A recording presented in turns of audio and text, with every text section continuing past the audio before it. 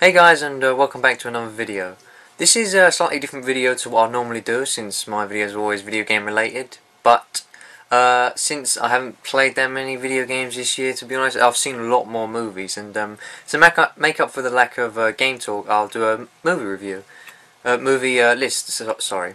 And I don't really talk. I've never really talked about movies that much, so you can find out, what kind of films I like. Anyway, 2012 has been a really brilliant year for films, for sure. I mean, got 3 films that are topping the $1 billion mark, and all the films that came out, a lot of them went over $500 million. I mean, the film industry really has hit a high point in 2012, and I saw a lot of films this year. Usually I don't, and I watched a lot more than I usually do, so I decided to make a top 10. Anyway, firstly, there are a lot of films I didn't see that I did want to see, like The Woman in Black, and a couple others, and there were a lot of films that just for some reason didn't really, they kind of fell under the radar, like they either came and gone or they didn't even come. I didn't see them, but Ruby Sparks looked really good, and Jeff Who Lives at Home looked good. I also wanted to see some films like Seven Psychopaths and stuff like that. I didn't manage to see any of these. Also, there were some films that were released in America but not released over here yet. Otherwise, they definitely would have been on my list, I reckon. There was Les Miserables, wasn't released in 2012 over in the UK, and neither was Wreck-It Ralph. That definitely would have been really high on my list, but it wasn't released, so I can't include it. Also, I'm not including any re-releases, such as like Beauty and the Beast 3D or Star Wars: The Phantom Menace 3D. None of that. So anyway, let's get started. Before I start with the top 10, I do have one honourable mention, and I really wanted to put this in my top 10, but it was huge conflict with the 10th and this film, so I decided I just had to drop this below the top 10. So consider this number 11. Anyway, that film is Pitch Perfect.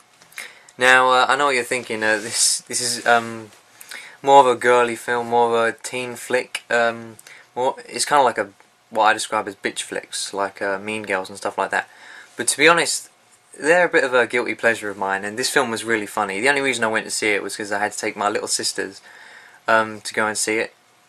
But to be honest, it was more of an adult film than it was a kids' film, and I was laughing at jokes that they didn't laugh at. So it's not really a musical, but it has a lot of music in it. It involves a bunch of girls who are a cappella group, and the music used is it's all pop and hip hop and stuff and R&B, which to be honest, it's not my favourite. But if I kind of put my mindset as if I like that type of music when I go to see it, I did enjoy it. I did enjoy it a lot more. The music used was really good, and I did like it.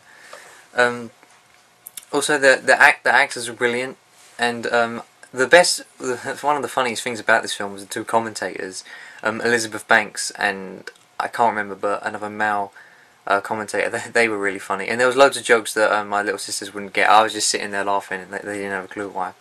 But Pitch Perfect's a nice funny film, a nice feel-good film. Yeah, it's pretty good. Pitch Perfect. So starting off with number 10, we have Disney Pixar's Brave, the only animated film on this list. Now, this film, all I knew about this film when I first had a look at it was that it was about Scottish people, and I didn't have a clue about anything else, and then I just went to see the film kind of blindly. But it was really funny. It had all the Pixar charm in it. It's kind of hard to really explain why I like this film. It's basically just another Pixar film, to be honest. But Pixar are really great, and they always produce really great films. I do think if I'd seen Rise of the Guardians, that would have been higher up. That would have been it would have knocked Brave off of the list. But unfortunately, I didn't see that. But Brave, for a CG Pixar film, is great, and you should definitely check it out if you like Pixar. At number 9, we have a musical, and that is Rock of Ages. I saw Rock of Ages in the theatre when it was out over here, and it was, it was just excellent. Just you got that 80s rock music, which is like one of my favourite genres. So I really loved the musical. It was really great. The story was funny. It was just awesome. So when the film came out, I didn't think it would be that good, because I just love the theatre version so much. It's not as good as the theatre, of course, but it was for what it was brilliant. I mean, they used different songs They used a few different songs that they didn't use in the theatre version. But like, I'll give you an example of the soundtrack. You got like Night Ranger in there, Bon Jovi, Pat Benatar, and loads of great songs like that. The acting was really good. I'm not sure the lead characters were, but the actors, but they were really great. Tom Cruise was really great as Stacey Jacks. The story was a lot different to the theatre version. Like the main bad guy was a woman in the film, whereas it was a man in the theatre version. So they've definitely differentiated from it. And to be honest, I think it's quite good how they've changed it up a little, but it's still got that Rock of Ages feel to it. And it was a really good musical. Yeah, I really enjoy musicals. That's one of my favourite genres. So I really enjoyed this. The music was brilliant in it, and that was the most important thing, really. But the story was also good. The acting was good, and overall it was just a fun, great experience. So I definitely recommend Rock of Ages. And at number 8 we have The Amazing Spider-Man.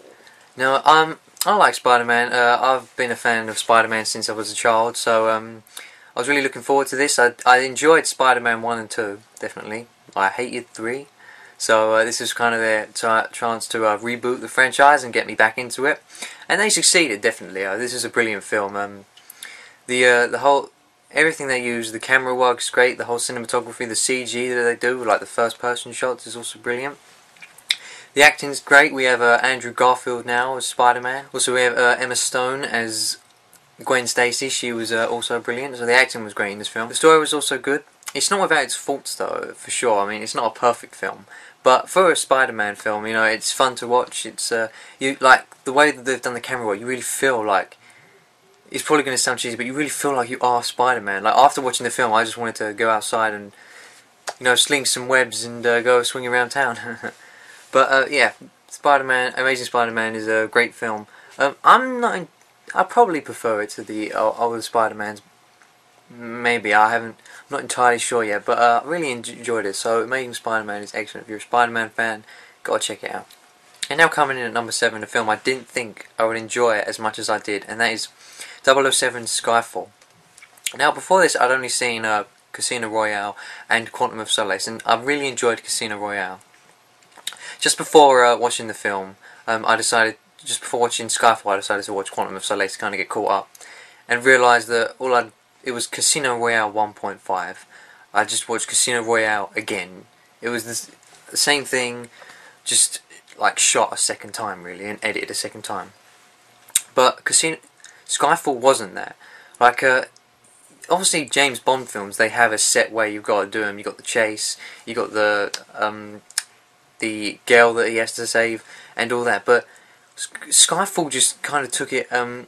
I took a twist on it. Like it wouldn't just be a normal chase running after a guy. Like there was motorbike bits on buildings, on trains. That was all really, you know, got the adrenaline going. That was really great. The train bit, the bit underground, that was also brilliant. The story in Skyfall was also really great. Like James Bond films, they're just action. You just want shooting and chasing, and then that's really enough to please the fan. But they went past that, and they really established a great story, really good characters, and I really enjoyed that about Skyfall. You really get beneath James Bond more than you do in the other ones. I don't want to spoil it too much, but the ending was also, you kind of saw it coming, but even when it happened, it was still really great and really surprising. So Skyfall is a brilliant James Bond film, and if you haven't seen any James Bond yet, so I'd say start with Skyfall, because it's really great. And at number 6 we have American Pie: The Reunion. That's what it's called over here in the UK. I think in America it's called American Reunion. But a big fan of comedy films, I am. That's probably my favourite genre, comedy. I really enjoy just sitting down and having a few laughs with a film. And American Pie, well, at least American Pie 1, 2 and The Wedding, are some of my favourite comedies. I think they're so funny.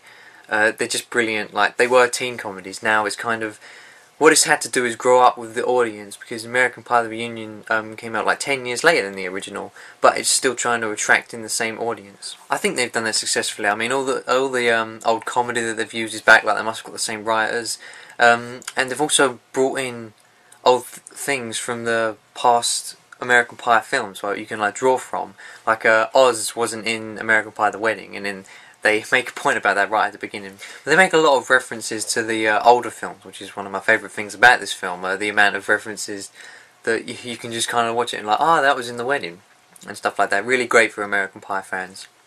Another thing I love is that they've made it like you feel sorry for Stifler, because, I mean, he's an arse in all the other films, he's an arse in this film, but they've just made it so that they all say that it's like his fault, everything bad that's gone wrong with him, but really it's not, and you know, you really get attached to Stifler in this one, which I just thought was great. The only thing I think about this film is that you probably won't like it as much unless you've seen the first 3 American Pies. So if you want to see this film, I definitely recommend checking out American Pie 1, 2 and The Wedding, and then this, and then it's like one of the best comedy franchises that I've seen. Do not watch the other American Pies, because they are horrible films. Just don't do it, I'm telling you now, don't. And now into the top 5, coming in at number 5 is The Hunger Games. So, before this film came out, I hadn't really heard much about The Hunger Games. It was a big book franchise, I'm sure, but I must have been living under a rock or something, because I didn't hear about it. My friends were talking about it, so I decided, it sounds good. So, I read the book, leading up to anticipation for the film, and I've really enjoyed the book. It's a brilliant book, for sure. I knew about Battle Royale, and I knew about how this was kind of a copy, but I kind of put that out of my mind and tried to treat this as its own thing, to not be give any bias or whatever. So the way they've done this film is brilliant. They've certainly missed out some things from the book, and I reckon you'll probably prefer this film if you haven't read the book, because it's all new and the story's all fresh for you. Like, you wouldn't just be comparing it to the book, which is what I did. But still, even compared to the book, it is really great. The only one gripe I have with this is that they've kind of dumbed down the violence a bit. Like, it's kids killing each other. You can't not get violent. But because this is just a 15, but even for that, they've still dumbed it down a little bit, which is kind of disappointing, because you read the book and you imagine all these gruesome deaths and stuff. Not that I'm like a hot one for kids being killed, but you know, it just for the story it makes more sense. Yeah, they've definitely done the book justice. I think they've got some great actors to play the parts, like Jennifer Lawrence, Josh Hutcherson. I actually prefer Peter in like every way to Katniss, to be honest. Don't like Katniss that much. Much prefer Peter. And thought Josh Hutcherson did a better performance than Jennifer Lawrence, to be honest. They've also got like Woody Harrelson and Lenny Kravitz and Stanley Tucci. They've just got some great actors to fill the roles in this. Also, Stanley Tucci, I always love. He does like little roles in films, but he always does them really well. And he plays Caesar in this, who's my favourite character in the entire franchise. After seeing this, I went on to read the other 2 books, because it's a really great franchise, and I recommend the books higher. But this is a great film too. So if you're not a fan of reading, then just watch this, and it's really just as good. It's really well done. It's a really well made film. Although I might be a little biased, because I had a really great day when I watched this film, so props to Hunger Games for making my day awesome. And at number 4 we have a film that I was looking forward to quite a bit, and that is The Hobbit, An Unexpected Journey. This is the most recent film I've seen from this list, and I must say it was just brilliant. I've seen all the Lord of the Rings, and I'm a big fan of the Lord of the Rings franchise. Haven't read the books. I want to get around to doing that. I also want to read The Hobbit. But yeah, so bear in mind, I went in with this not having read the book, and this is very comparable to the Lord of the Rings films. It really is just another Lord of the Rings film. It's been made in the same way. You know, you got the big fights and the like the whammos and zingers. You got the small story leading up to the big fights, and then a bit more story, and then big fights. But this is probably more comparable to Return of the King, because that kind of went up and down in its story and fights, which is just what The Hobbit and Unexpected Journey has done, and I think that's brilliant. The acting's really great. I love the whole the dwarves, kind of the company of dwarves thing, because the dwarves are like the funniest race from Lord of the Rings, and you just got like 10-15 dwarves just following around this one hobbit. It's really funny. It's brilliant. This may be a bit of a bold statement, but I think The Hobbit and Unexpected Journey could totally be your favourite Lord of the Rings film. I mean, it might just be mine. I really did enjoy it that much. It may have topped the Lord of the Rings for me. I thought it was really great. Definitely looking forward to the next Hobbit films, and also looking forward to reading the book when I get around to that. And then at number 3 we have the only film that I went to the cinema twice to see, and that's The Dark Knight Rises. Now, I really loved Batman Begins, and I loved The Dark Knight even more. That was one of my favourite films, well, probably in my top 10 favourite films of all time at one point. It was really great, and I just couldn't see how The Dark Knight Rises could top it. But I think it might just have. I loved the Joker, and I loved the whole thing that the Joker did in The Dark Knight, how he's like more of a mysterious character, and he just did puzzles and plots and schemes to kind of create chaos. What they've done with Bane is something very similar. He like plots and schemes and does stuff to like to destroy Batman and to destroy Gotham. But the only advantage Bane has is that he's stronger than Batman, and then so when they have their fight and that whole thing happens, it's really like adrenaline pumping. Like you know Batman's going to get defeated by Bane, but you just don't want it to happen. And then that's kind of the only drawback to this film. After that does happen, the film slows down quite a considerable amount for quite a while as well. And then you can get slightly bored while you're watching that bit. So if it didn't have that bit, I think it would probably have been higher up on the list. But besides that, I mean, this is kind of a mix between Batman Begins and The Dark Knight. It's got the story from Batman Begins, it's got the action from The Dark Knight, and it's just kind of all rolled it into one, which I think is why I may prefer this slightly to The Dark Knight. As in all the new Batman films, the acting was excellent. I mean, you had like Joseph Gordon-Levitt in this one, and I think from the people I've asked, everyone prefers his character to everyone else because he's kind of like the only pure good guy in the whole franchise. And I do really love his character. I liked what they did with him at the end, so they could kind of lead it on, I suppose. No spoilers, but yeah, they could probably make a full film with him in it if they wanted to. But that's also one of the things I dislike about it. The ending I thought was so good until the very end, where they did one thing to change it. I think if you've seen this, you know what I'm talking about. What they suggested happened, I think should have happened, and that would have had a stronger impact. Forgetting his faults though, this is an excellent film. A really brilliant story, action, acting wise, excellent. Everything's really great about this film. If you haven't seen The Dark Knight Rises, definitely check it out. Brilliant film. If you're a Batman fan or if you're just an action fan, awesome. Check out The Dark Knight Rises. At number 2, this might be a surprise to many people because some of you might not even heard of this film. It was a much smaller release than some of the others I've mentioned. But that's The Perks of Being a Wallflower. And now, one thing that's not really known about me is that I love dramas. Since I actually love like performing and drama itself, the biggest thing for me in games and films and anything really is story. If it's got a good story and I can get gripped with the story, then I'm in, I'm there, watching the whole thing. And this film completely did that, without a doubt. It's about this boy who's like, he's writing to no one, and he's just trying to find a place in like society where he can fit in. So he meets these friends, and then he gets along with them, falls in love with one of them, and that's kind of, he's found his place, but it's kind of in jeopardy because of what he's doing and kind of how his mind works and all of that. He has some like problems and issues. He's trying to get over them with his new set of friends, but he does things that you know, they don't always help him in the situation. They don't help anyone. Creates really awkward moments, and I think it's just been done really well. Like you're always on the edge of your seat. Like, what's he gonna do next? What's gonna happen next? There was also moments of comedy in there. Like the gay character is probably my favourite character. He's really funny, and the acting is just excellent on his part. In terms of acting overall, it was, you know, brilliant casting. I think Emma Watson as the main lead female, she was excellent without a doubt. Her accent is a bit odd at the beginning because she has an American accent, but you get used to it, and I thought it was really good.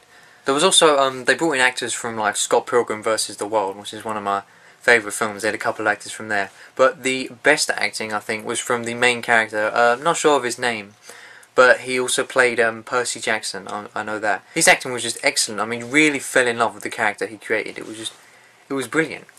So if you're a fan of dramas, I definitely recommend Perks of Being a Wallflower. It might just be a big surprise for you, like it was for me. I went in not knowing a thing about it, and it ended up being my second favourite film of the year. So definitely, I'd recommend to anyone who's a fan of dramas, check out The Perks of Being a Wallflower. Haven't read the book, and I heard it's not as good as the book. So I may try and just check out the book if I can. And lastly, at number 1, we have a film that I prepared a lot for when it was coming out because there was a lot of preparation to be had for this film. And, well, that is Avengers Assemble. And what I mean by preparation is that, well, they brought out all the 5 films leading up to this: Iron Man, The Incredible Hulk, Iron Man 2, Thor, and Captain America, and I hadn't seen any of them before 2012. So I had to catch up. I had to watch all those films, and they're all great films too. Definitely, I think all of them are really good, and they all lead up very well to this. Like where they're thrown in like Nick Fury into the endings of some of the films, and then Tony Stark comes in, the Incredible Hulk and stuff. And that's one of the things I loved about this film, was that you had to go out and prepare for this film. Because this is only like a 3-hour film, so there's no way they could have like introduced you to all these characters and then chucked you into their scenarios. You had to go back and watch the other ones, which I really enjoyed about this. But really, just everything about this film is like really great. The scenarios you find these characters in, like the way they introduce each character, is just really great. When Thor comes in and he's fighting with Iron Man and Captain America, you know, you really can't see anything like this in other films. It's really awesome just watching a bunch of comic heroes come together and fight with like brilliant action sequences, brilliant acting, and everything like that. The soundtrack's awesome as well. I just like to point out, like, you've got like Soundgarden and AC/DC and stuff in here that's just brilliant. There were just so many memorable scenes in this, like the scene where the first fight with Loki and Captain America and Iron Man is great. The scene where Thor and Captain America and Iron Man are fighting. The scene where they all start arguing with each other and then chaos goes down and then Iron Man and Captain America are like saying, "Put on the suit." I really love that scene. Just loads of stuff in this film is great. There are a couple problems with it for sure. Hawkeye's not in it enough. Like when I saw this film for the first time, the very first scene you just see like 3 of them get shot or get kidnapped or something like that. Like, oh, they're gone already. Excellent. Also, Nick Fury, didn't like him that much in this. I mean, he didn't really seem to do anything at all.